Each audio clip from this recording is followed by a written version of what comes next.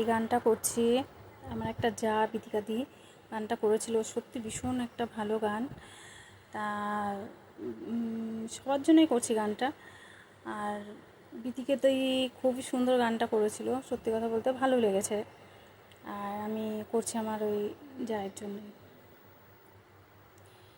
এত সুর আর এত গান যদি কোনো দিন থেমে যায়, সেই দিন তুমিও তো গো জানি ভুলে যাবে যে আমার এত সুর আর এত গান। কতদিন আর জীবন, কত আর মধু লগন, কতদিন আর জীবন, কত আর মধু লগন,